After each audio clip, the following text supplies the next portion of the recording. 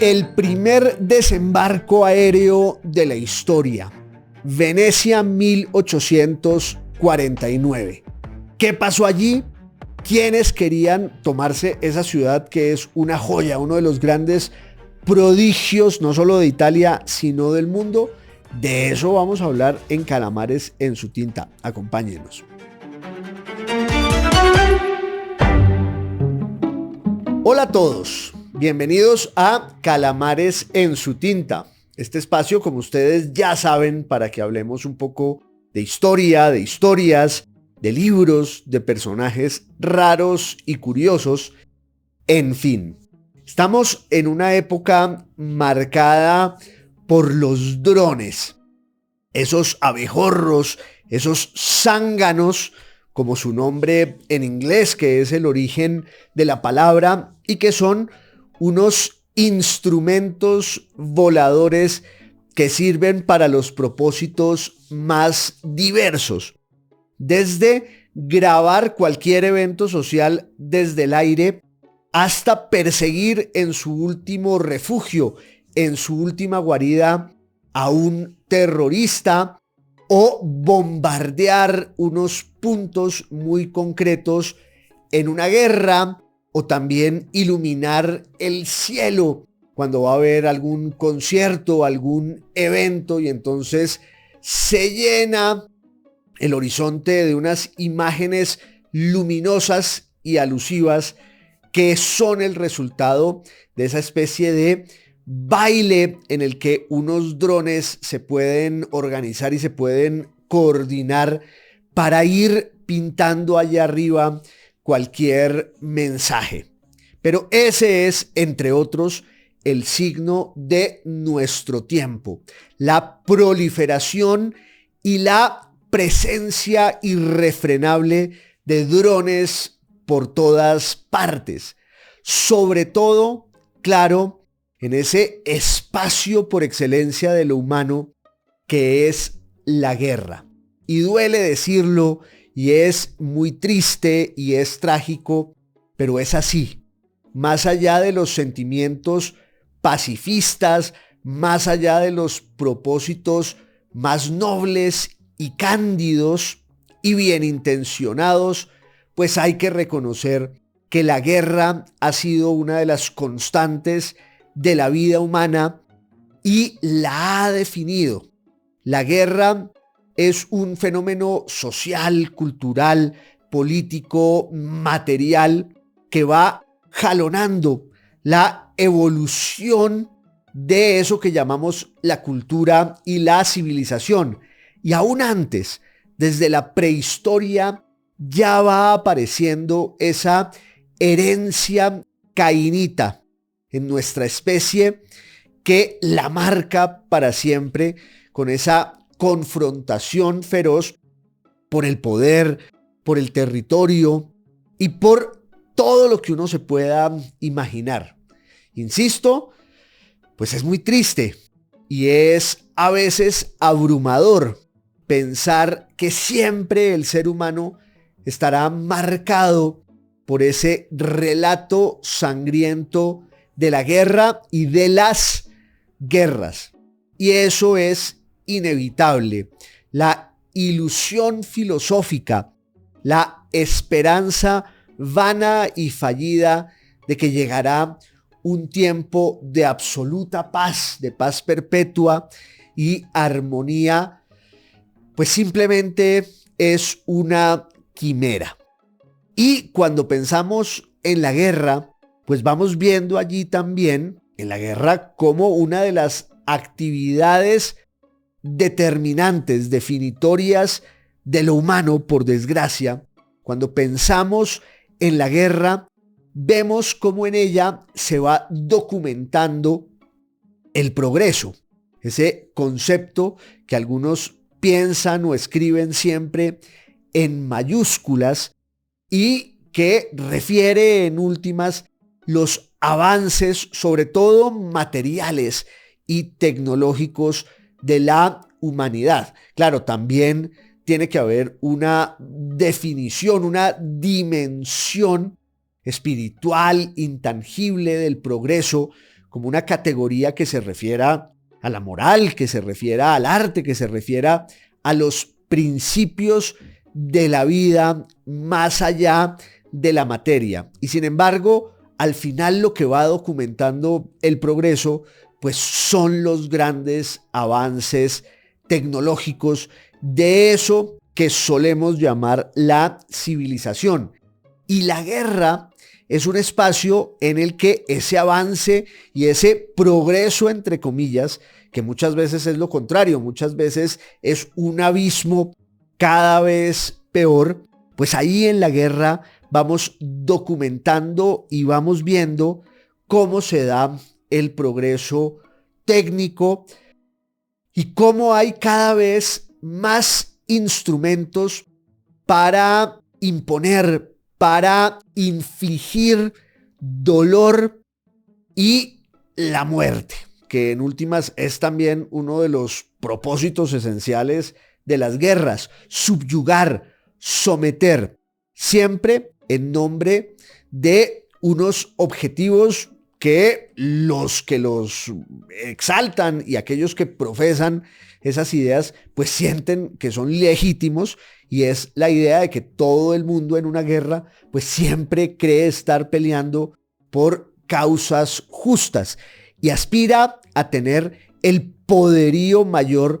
para enfrentarse a sus enemigos y por supuesto derrotarlos. Entonces, cuando pensamos en la historia de la guerra y de las guerras, allí vamos viendo cómo la humanidad utiliza y empeña los grandes progresos de la ciencia y de la técnica para que la guerra en sí misma sea justo eso, una técnica también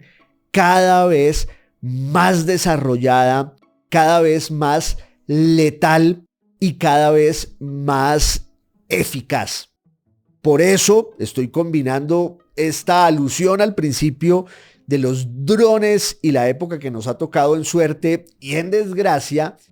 y el tema de la guerra, porque es allí en la guerra donde más se usan los drones hoy en día, además pues de otros espacios en los que también se aplica esa tecnología y sus avances, pero es en las guerras desde la inteligencia, desde la estrategia, en donde más se están usando los drones. Y eso pues tiene claro un antecedente que es, digámoslo así, la colonización del espacio aéreo, cuando el ser humano empieza a descubrir la posibilidad real de volar. Una viejísima obsesión de nuestra especie, una de sus primeras ilusiones, esa idea de que el ser humano podía emular a las aves y podía encontrar allí la libertad. Es también un poco el mito clásico griego de Ícaro, ¿se acuerdan? El hijo de ese artífice, de ese arquitecto Dédalo, que estaban allí en el laberinto cretense y en un momento dado, para huir, pues Dédalo hace unas alas de cera que permiten que él y su hijo salgan volando, pero él le advierte a Ícaro que no vuele demasiado alto porque la luz del sol, o más bien el fuego solar, pues puede quemar y derretir la cera. Y ese es el mito, porque Ícaro desolla a su padre, termina volando muy alto, el fuego del sol quema sus alas y entonces es esta especie de figura de un precursor del vuelo que ha caído. Pero siempre existió esta obsesión literaria y mitológica con la posibilidad de volar. Incluso cuando pensamos en los grandes inventos de uno de los genios mayores, de pronto el arquetipo de la genialidad en la historia, que es Leonardo da Vinci en el Renacimiento, pues una de las obsesiones de Leonardo era entender bien el mecanismo con el cual las aves podían volar, el mecanismo, por supuesto, natural que hacía que los pájaros y las aves volaran para tratar de replicarlo en el plano de lo humano y que los hombres pudieran imitar a las aves. Hay toda clase de diseños y bocetos muy famosos de Leonardo que demuestran esa obsesión suya que nunca se cumplió, que nunca se consumó. De hecho, él mismo, allá en algunas de las colinas de la Toscana, pues hizo varias pruebas y siempre fue, claro, un fracaso, porque también se necesitaba que hubiera una evolución científica y técnica mayor para que la obsesión y el sueño y la quimera del vuelo fueran posibles, cosa que solo va a ocurrir de verdad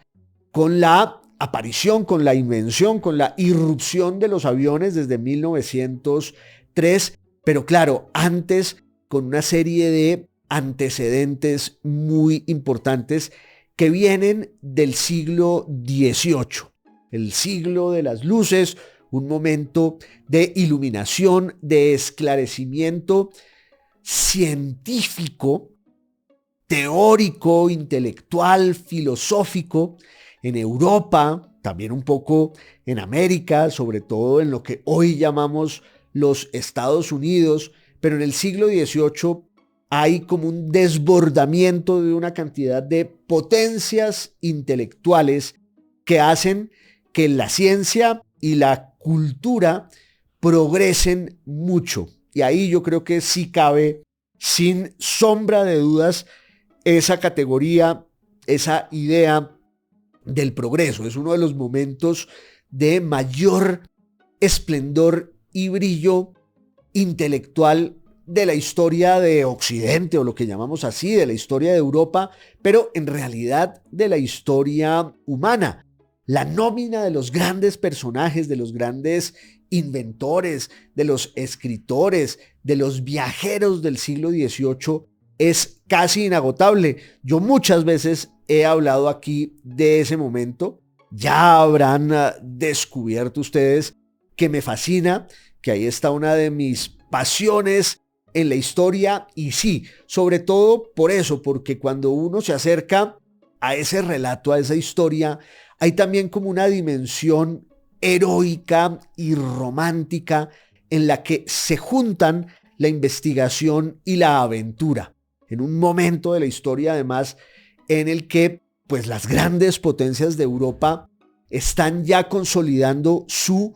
poder colonial, marcado obvio por la infamia, por la arbitrariedad, por el atropello, pero en ese momento pues las grandes potencias del viejo continente lo han dominado todo, y eso tiene mucho que ver con los grandes viajeros, con los grandes exploradores que van nutriendo con sus cartas lo que piensan y tratan de entender allá en sus salones, en sus gabinetes de las maravillas, una cantidad de filósofos esclarecidos que también tenían la obsesión del vuelo. A principios del siglo XVIII hay un personaje que se llama Bartolomé Lorenzo de Guzmán, en el mundo lusitano, en el mundo portugués y también brasileño, que constituía pues uno de los imperios más grandes de la tierra, ya un poco en decadencia y en franco declive, pero igual era todavía uno de los grandes poderes marítimos y económicos y comerciales y políticos del mundo. Y ahí en ese ámbito lusitano, este personaje, un sacerdote, Bartolomé Lorenzo de Guzmán, hace por primera vez un prototipo de lo que podemos llamar los globos aerostáticos. ¿Qué son eso? Pues un invento en el que la premisa de que ciertos aires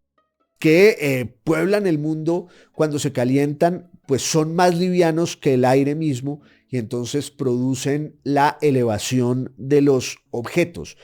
Este personaje, Bartolomé Lorenzo de Guzmán, hizo un modelo pequeño y empezó a exhibirlo en la corte y en ciertos espacios donde había grandes científicos y grandes pensadores,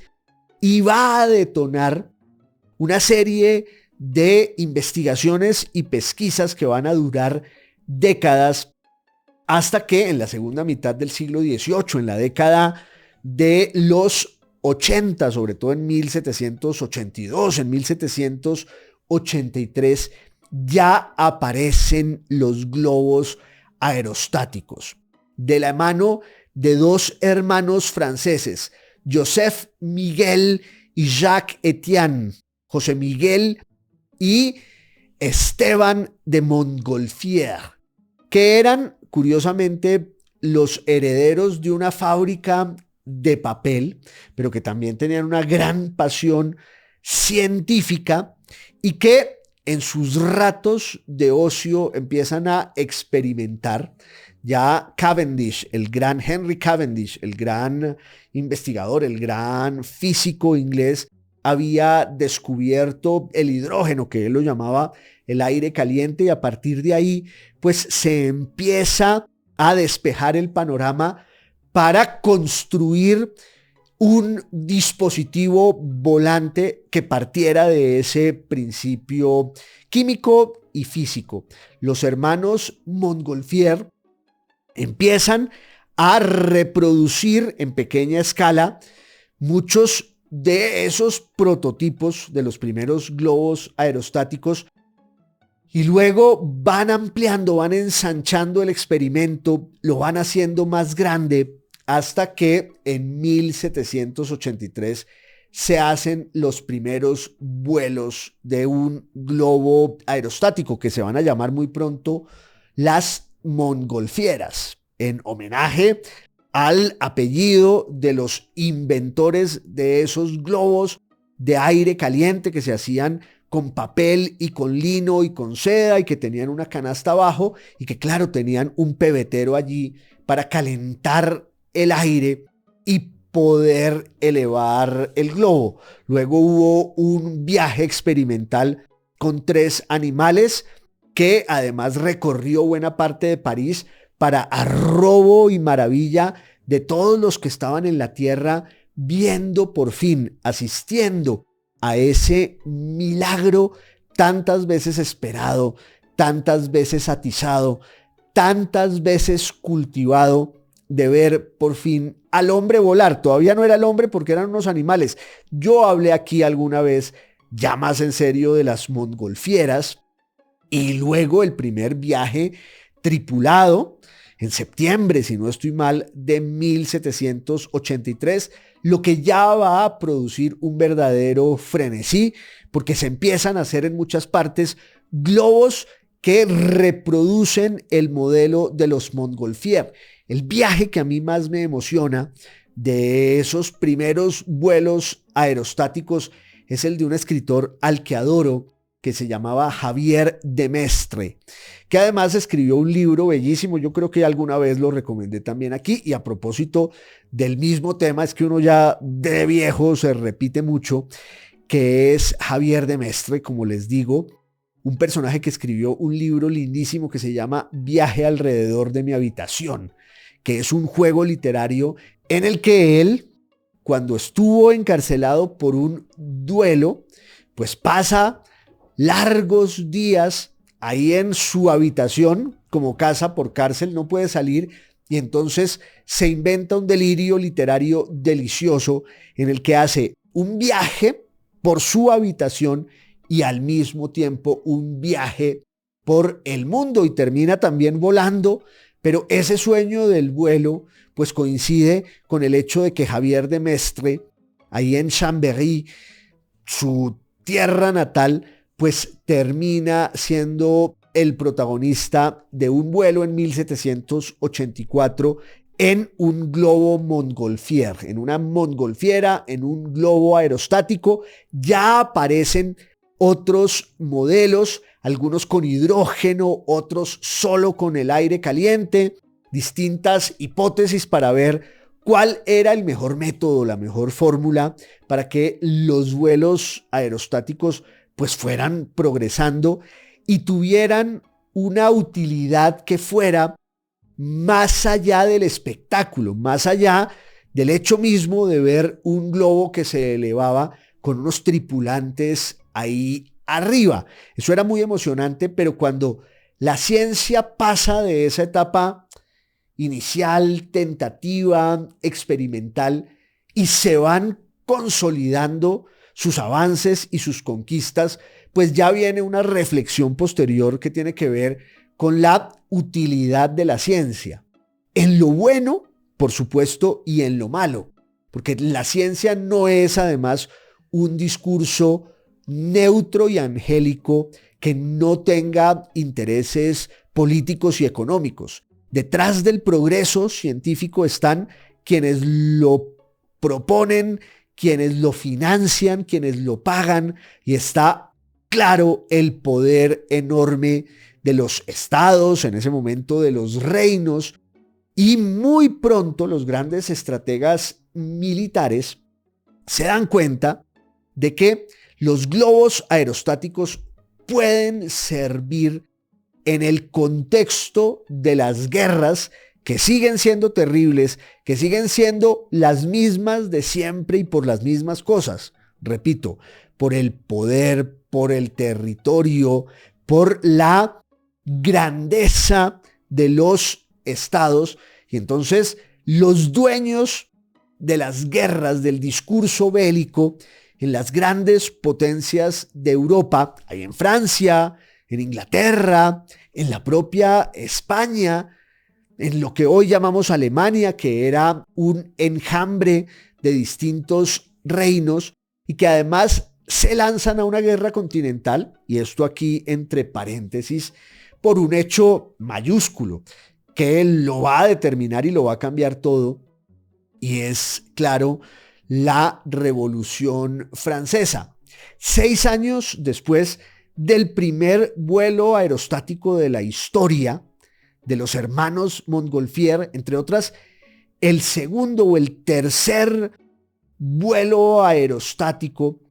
contó con la presencia ahí en Versalles de la reina María Antonieta y de Luis XVI de Francia, y toda la corte y la monarquía en pleno viendo ese prodigio. Y poco tiempo después, ni siquiera una década, pues todo se sale de madre. Viene la Revolución Francesa, que tiene una primera etapa caótica y violenta, pero que luego va engendrando eso que se llama el terror,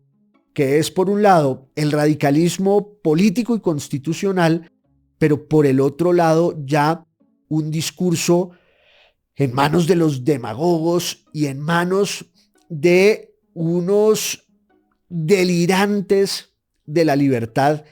que usan la guillotina, otro instrumento que se había inventado para otra cosa, para la eutanasia, para la buena muerte, y que se va a volver el símbolo político de la revolución, y empiezan a caer cabezas de los enemigos políticos, de los líderes de la revolución cada vez más radical, hasta que viene la decapitación misma de los reyes de Francia como un símbolo. Obvio, es la decapitación de la monarquía,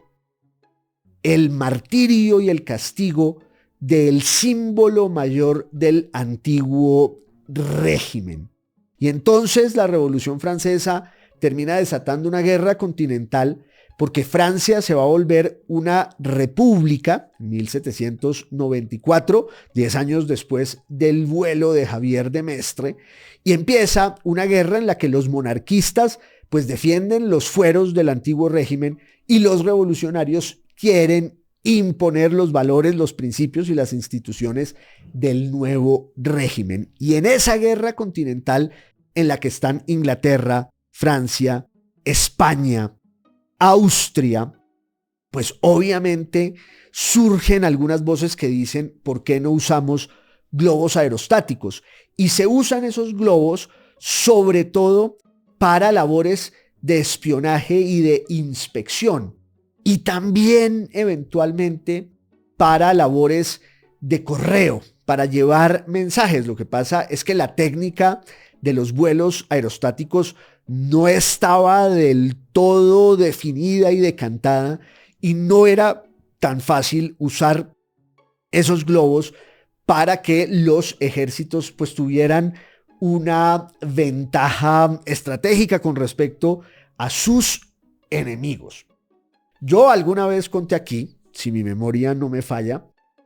que Napoleón Bonaparte, cuando ya termina siendo el gran beneficiario y quien encausa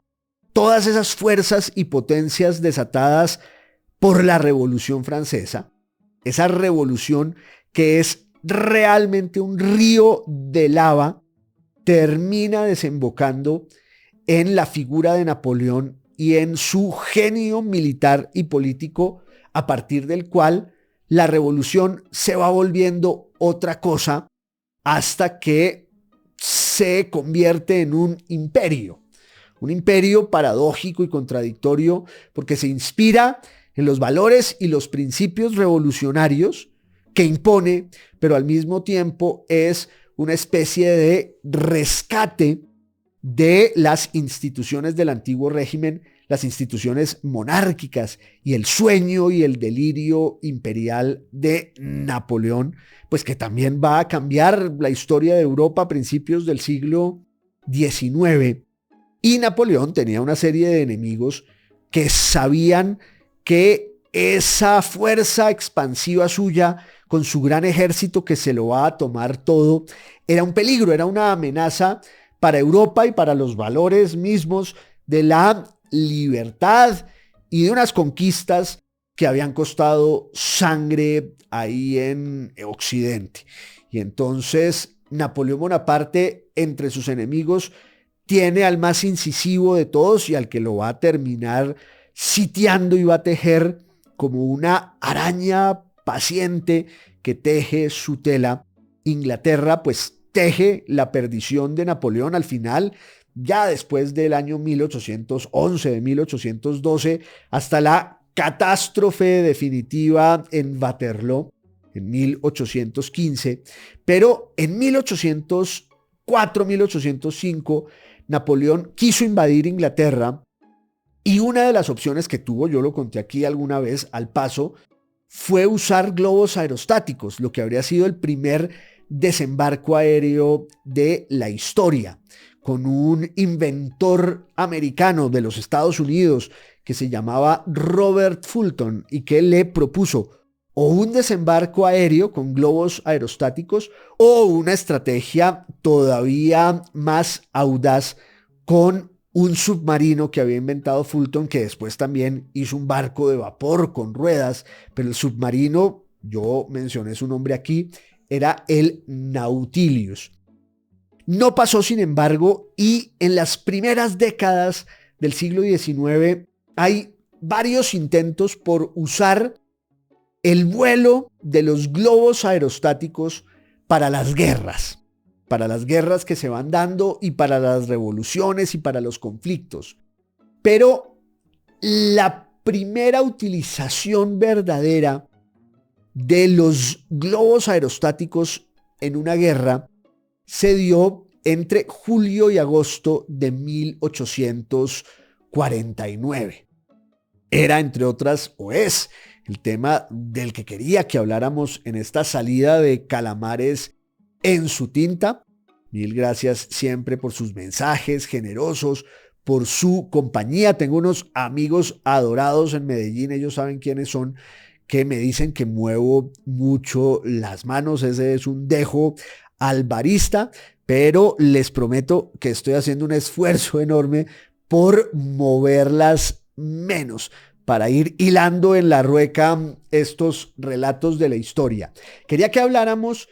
del año 1849 y de un momento en concreto en el que se van a usar por primera vez y de verdad los globos aerostáticos en una guerra, ya no solo para el espionaje y ya no solo para transmitir mensajes, sino para hacerle daño al enemigo. Y aquí se juntan muchas cosas de las que hemos hablado antes, porque ese año 1849 es un año agorero que de alguna manera contiene al que lo antecede, que es 1848. Hablamos una vez aquí en Calamares en su tinta de ese año 1848 que se va a caracterizar en Europa, pero luego en muchas más partes por una especie de desbordamiento de la revolución, otra vez como gran promesa y como caballo de batalla de todas las ilusiones fallidas e incumplidas del ser humano. La primera gran revolución moderna, y si dejamos a un lado pues la revolución científica y también lo que va a pasar en los Estados Unidos en 1776 y lo que está pasando ya un poco con el desmembramiento y la decadencia del imperio español, la crisis de la monarquía castellana, lo que luego va a pasar en Haití, pero el arquetipo de la revolución en Europa era la Revolución Francesa, obvio, y la Revolución Francesa pues acaba por un lado en el imperio napoleónico, pero en 1815 acaba en una reacción conservadora en un congreso en Viena en el que todas las potencias de Europa dicen vamos a tratar de devolver el reloj de la historia a la víspera de la Revolución Francesa. Eso es imposible, pero entre 1815 y 1830 el signo político en Europa es un poco la restauración y el conservatismo, la reivindicación del poder de las viejas monarquías. Eso cambia con una serie de revoluciones entre 1830 y 1832, en las que la burguesía, que era la gran clase social que había surgido en la modernidad, de la mano del comercio y la creación de la riqueza, la burguesía que había jalonado e impulsado la Revolución Francesa, pues sentía que esa restauración conservadora del Congreso de Viena era un fraude a sus expectativas y entonces hace una nueva revolución en la que la aristocracia y los nobles pues pactan con los burgueses un nuevo esquema político, unas monarquías constitucionales y parlamentarias en la que quienes van a tener el poder realmente son los burgueses y son los dueños del capital, los dueños de la riqueza. Pero ¿qué pasó con esa segunda gran revolución en Europa? Que dejó por fuera a la gente pobre, a lo que Víctor Hugo va a llamar luego los miserables, los proletarios, los trabajadores, además en un contexto pues muy concreto que es el de la proletarización y la industrialización de Europa. El símbolo de eso son las fábricas terribles narradas de manera desgarradora por el más grande maestro de la literatura de ese siglo, Charles Dickens, que nos revela toda la miseria de ese mundo industrializado, que también va a ser el insumo histórico para que un par de filósofos y pensadores políticos, que son Carlos Marx y Federico Engels, pues traten de entender ese mundo, traten de entender las fuerzas que mueven la historia, y ellos dicen realmente lo que mueve a la historia no es el espíritu, no es el derecho, no es la religión, sino las fuerzas materiales, la economía, que es donde está el gran conflicto de las clases sociales, y es allí donde debe darse el advenimiento de una revolución que cambie esas circunstancias, no lo demás, que no es sino un relato que refleja cómo es la vida económica. En noviembre, diciembre de 1847, Marx y Engels escriben el manifiesto del Partido Comunista y dicen: un fantasma recorre Europa, el fantasma de la revolución. Pero había también otras fuerzas allí. Por ejemplo, la fuerza del nacionalismo, que es una consecuencia de la Revolución Francesa y sobre todo del Imperio Napoleónico, y esta idea de que hay unas naciones que tienen que tener un territorio y un estado, como pasó cuando Napoleón invade España, y entonces el concepto de la nación española surge como el gran motor de ese levantamiento nacional contra la usurpación francesa. Pero pasa lo mismo en Alemania, Pasa lo mismo en Italia, un tema del que hemos hablado muchas veces aquí. Pasa en Austria, que era la monarquía de los Habsburgo, que había heredado el poder del Sacro Imperio Romano Germánico, una potencia católica que tenía una característica, y es que pues había muchos pueblos con lenguas e identidades muy distintas sometidos al poder de la monarquía en Viena, que se sentía pues ungida por Dios. Y entonces 1848 es la suma tanto de la revolución económica y proletaria de los pobres que reclaman su presencia en ese relato del liberalismo parlamentario y de la monarquía constitucional, pero también de los nacionalistas que dicen queremos tener estados nacionales para nosotros. Y como les digo, el foco de esos reclamos, de esas reivindicaciones, fue Italia, que no existía, y Austria, es decir, países en los cuales había soberanías muy dispersas. La diferencia entre Austria e Italia es que en Austria estaban los bohemios, estaban los checos, estaban los húngaros, y en cambio en Italia pues todos hablaban más o menos el mismo idioma, pero en Italia estaba el reino de Nápoles, estaba el gran ducado de la Toscana, estaba el reino de Lombardía y Venecia, estaban los estados pontificios en el centro, el poder enorme del Papa. Había llegado un Papa nuevo con la bandera del progreso, que era Pío IX en 1846, y pues van surgiendo unas ideas de unificación en Italia, y en Italia había un caso muy particular que era el de los venecianos. Venecia es un prodigio de la naturaleza, pero también de quienes la hicieron como un refugio desde el siglo VI y VII de nuestra era, de todas esas invasiones bárbaras de Italia. Pues la gente que estaba allí en la Padania, en el nororiente de la península, termina colonizando ese archipiélago de unas pequeñas islas en una laguna que es un brazo de mar del Adriático. Y ahí levantan sobre una gran empalizada, porque no se nos puede olvidar que lo que sostiene el milagro estético de mármol y de bronce de Venecia son unos bohíos de madera. Y termina siendo pues una de las grandes potencias económicas de la Edad Media, y es allí, entre otras, donde va a surgir el capitalismo. La idea de una economía de mercado que luego va a ser la que defiendan y encarnen los burgueses, pues empieza allí. Venecia fue uno de los poderes más grandes de la historia desde la Baja Edad Media y a lo largo de toda la modernidad. Se enfrentaron contra los turcos en el siglo XVI y XVII, y era un boato que exhibía pues todo el poderío económico del ducado y la república. Quien acaba con ese poder es Napoleón Bonaparte en 1797, y Venecia pues queda integrada a los delirios políticos y geográficos de Napoleón, hasta que en el Congreso de Viena en 1815 Venecia y todo el norte de Italia pasa a ser posesión de la monarquía austriaca, de la dinastía de los Habsburgo, ahí en Viena, que son los que más sufren las revoluciones de 1848. El rey era Fernando I de Austria, que era un pusilánime, y en 1848 tiene que abdicar y le entrega el trono a su sobrino, que se llama Francisco José, que tenía 18 años, había nacido en 1830, y entonces a Francisco José a los 18 años le toca desde la corte de Viena hacerles frente a una gran cantidad de revoluciones,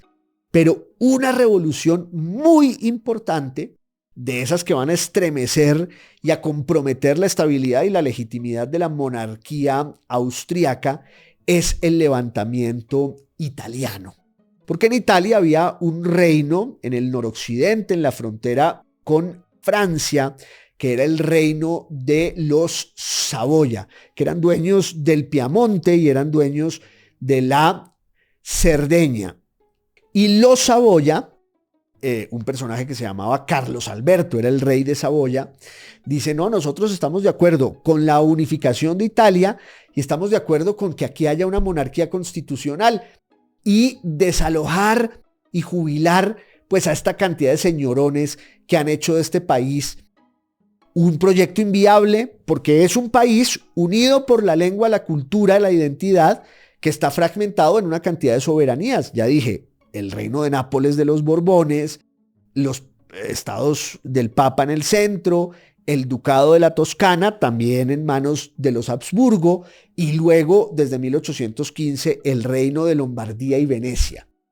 Y eso pues estalla en mil pedazos cuando ya en 1848, al principio con el apoyo del Papa y del resto de los reinos italianos, y luego se dieron cuenta de que era un error porque se estaban clavando a sí mismos el puñal de la revolución y entonces dejan colgados de la brocha a los revolucionarios, pero en Italia hay una fuerza revolucionaria grandísima que reivindica básicamente ¿qué? Unidad de la nación italiana, es decir, que haya un Estado nacional que sea el Reino de Italia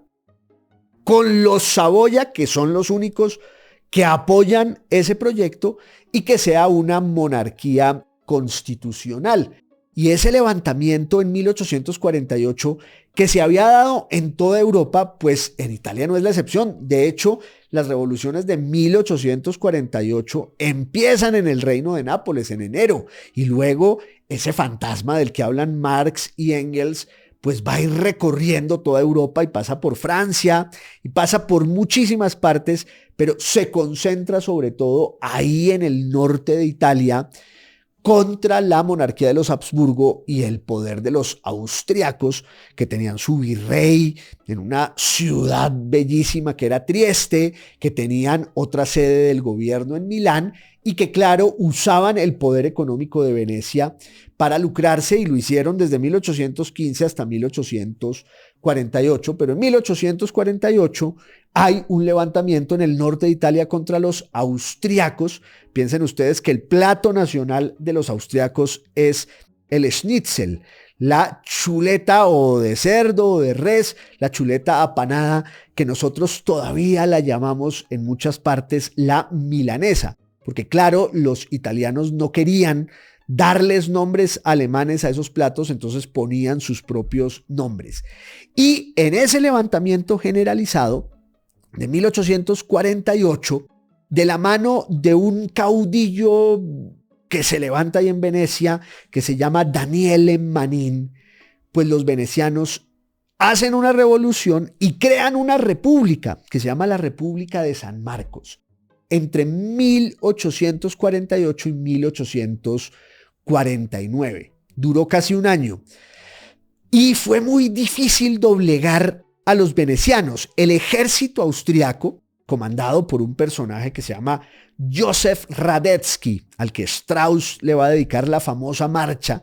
un personaje que también además inspira esa novela maravillosa de Joseph Roth, que se llama así, La marcha de Radetzky, y que narra un poco ese mundo austriaco, lleno de lenguas, lleno de culturas, que tiene que enfrentarse con los italianos. Pues los austriacos han recuperado Milán, han derrotado al ejército de los Saboya y han derrotado a los revolucionarios italianos, pero el último bastión de la libertad y de la independencia del norte de Italia en 1848 y 49 es la República de San Marcos. Y ahí se hacen fuertes en la laguna, también en la zona continental y peninsular de Italia, en Marghera y en Mestre y en una isla muy pequeña cerca del, pues la parte que llamamos Venecia propiamente dicha,